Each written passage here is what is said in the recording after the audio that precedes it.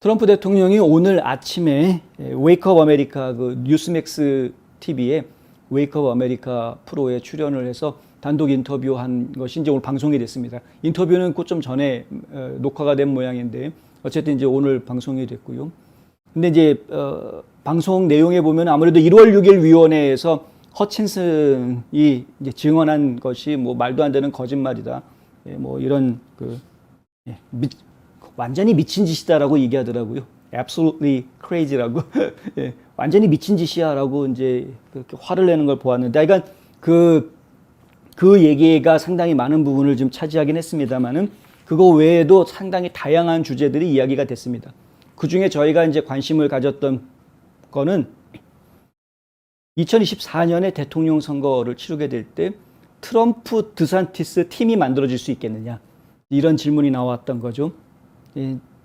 진행자가 럽 피러니라는 분이었는데, 이 럽 피러니가 이렇게 질문을 했습니다. 2024년에 우리가 트럼프 드산티스 그 이름을 대선 투표용지에서 볼 수 있겠느냐, 이렇게 질문을 하죠. 그때 이제 즉답은 하지 않았습니다만은, 근데 뭐라고 대답을 하냐면은 나는 드산티스하고 잘 지내고 있다, 이렇게 대답을 합니다. 약간 돌려서 한 대답이긴 하지만 드산티스를 부통령으로 러닝메이트로 삼는 것에 대해서 거부하지는 않겠다라는 뜻으로 그렇게 지금 받아들여져서 그것이 이제 저희 관심을 좀 불러일으킨 그런 상황이었고요. 멜라니아 여사 얘기하고 이제 아들 베런에 대한 이야기도 나왔는데, 멜라니아도 그렇고 베런도 그렇고 다들 애국자들이다 하는 이야기들을 좀 해주는 그런 이야기도 좀 저희가 들었고요. 트럼프 대통령이 1월 6일 위원회에 대해서 지금 상당히 속상해하는 부분이 뭐냐면, 말도 안 되는 거짓말을 해왔던 거는 그들이 늘 그동안 그렇게 해왔으니까 그건 말도 안 되는 거짓말 가지고 지금 정치쇼를 하고 있는 것, 그건 뭐 분명한 사실인 것이고, 거기에 한 가지 잊지 말아달라는 겁니다. 분명히 1월 6일 되기 전에, 이미 그 일이 발생하기 훨씬 3, 4일 전에 트럼프 대통령이 주 방위군 의사당에다가 배치시키자, 안전을 위해서.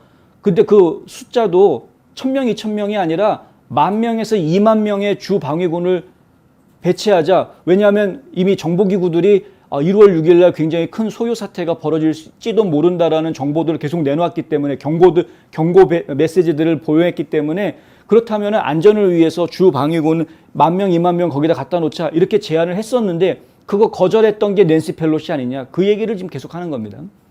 그거 그래 놓고서는 이제 와가지고 폭동이 벌어졌다고 말도 안 되는 짓을 하고요.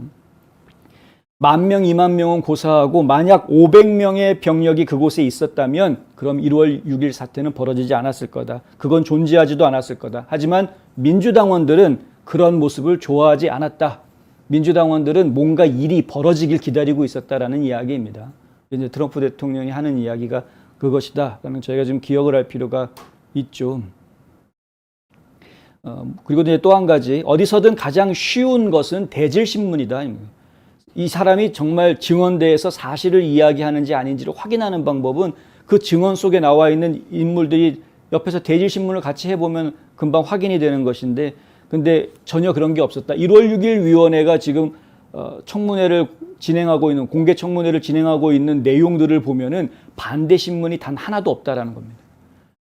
다 일괄적으로 한쪽의 이야기만 지금 퍼붓고 있다. 이것은 뭐 공평하지도 않을 뿐더러 말도 되지 않는 그런 공개 청문회라는 이야기죠.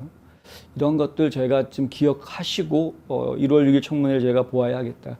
분명히 FBI를 비롯해서 여러 정보기구에서 문제가 있을 수 있으니까 대비하라는 메시지를 보냈음에도 불구하고, 그런 메시지를 받고 백악관 측에서는 주 방위군을 그러면은 준비시켜 대기해라 했는데, 주 방위관 잔뜩 모아놓으면은 그 주 방위군이 결국에는 총뿌리를 자기들한테 겨누게 될 것이다라는 말도 안 되는 공포 속에 이 페러 뭐 노일이라고 하나요? 뭐 하여간 이 낸시 펠로시가 완전히 공포에 질려가지고 방위군 오지 못하게 하라고 막 했던, 그래서 결국에는 무방비 상태를 만들었고 1월 6일 사태가 벌어지게 오히려 유도했던 것이 아니냐. 심지어는 지금 이제 그 시위대 안에 일부로 작전을 수행하던 여러 사람들이 있었던 것으로 이야기가 되기도 하고 거기 이제 안티파라든가 뭐 블랙 라이브스 매터 운동원들이 그 안에 포함돼서 의사당 안에 들어갔던 사실들 이것 좀 전부 다 사실로 확인된 이야기들이기 때문에 그런 것들을 보면은 지금 이게 어느 한쪽에서 일방적으로 이것은 반란이다라고 몰아붙일 성향의 사태가 아니라 이게 왜 이런 문제가 생길 수밖에 없었는지를 차근차근 따져보고 양쪽의 이야기를 다 짚어볼 수 있는 상황으로 가야 하는 것인데 결국은 근본적으로는 2020년 대선의 선거가 부정선거였느냐 아니냐 그거부터 따져야 되는 것인데 그런 거 다 잘라내버리고 그냥 무조건 트럼프가 주동한 반란이었다 이렇게만 지금 몰아붙이고 있는 일방향의 그런 청문회가 진행이 되고 있는 모습은 저희는 상당히 안타깝다. 그리고 이제 드산티스 주지사가 지금 대통령 선거에 출마를 할 것이냐 안 할 것이냐라는 부분에 상당히 많은 분들이 관심을 갖는 것 같은데요.